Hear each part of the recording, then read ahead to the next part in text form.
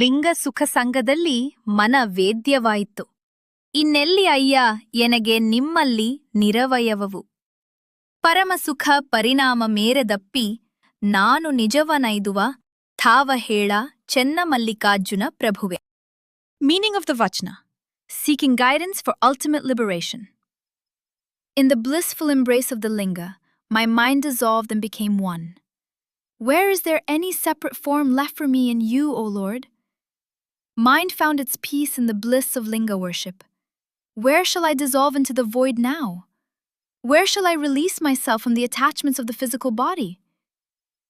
As the ultimate bliss transcends all boundaries, tell me the place where I can merge into the absolute reality. O Lord, where shall I attain and realize the supreme bliss? Reveal to me the place where the mind achieves ultimate happiness and becomes a liberated soul, O Guru. Where shall I find the infinite joy that surpasses all limits? Where shall I dissolve into the void? Internal essence of the vachana. Akkamahadevi here is directly asking for guidance towards her final liberation, nirvana/complete merging. The spiritual experiences, union with the linga, penance, and discourse she had undertaken so far brought a profound sense of fulfillment within her. Whatever was meant to be achieved while possessing a physical body had been achieved. Living any further with this body perhaps felt like a constraint. She felt it was time to discard this physical vessel. Therefore, she immediately prayed to Prabhudeva, Allama Prabhu, to guide her in this regard.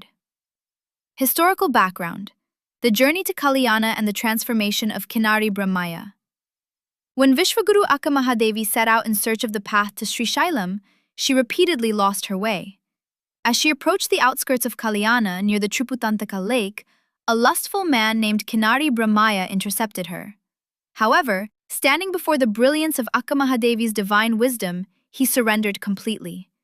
Recognizing his mistake, he bowed at her feet, declaring, "You alone are my guru." From that day forward, Kinari Brahmaya transformed into a great devotee of Shiva. Following this event, Kinari Brahmaya respectfully brought Akkamahadevi to the city of Kalyana. Akkamahadevi entered the Anubhav Mantapa, the spiritual parliament, with the intention of meeting Allama Prabhu and other Sharanas before continuing her journey towards Sri Sailam. The trial at Anubhav Mantapa and recognition of female spiritual power. In those days, women were generally not granted entry into the Anubhav Mantapa. Consequently, Akkamahadevi was stopped at the entrance. The Sharanas questioned her relentlessly, testing her mind severely. Undeterred, Akkamahadevi remained completely serene and provided perfect, profoundly wise answers to every single question.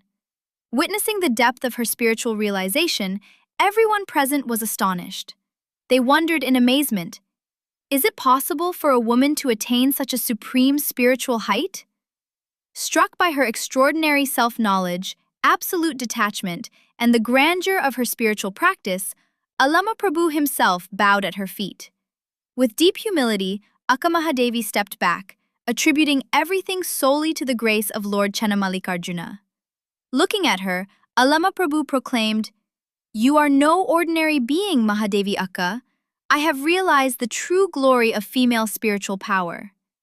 He then declared that from that day onward, women would have equal access and entry into the Anubhav Mantapa of Kalyana.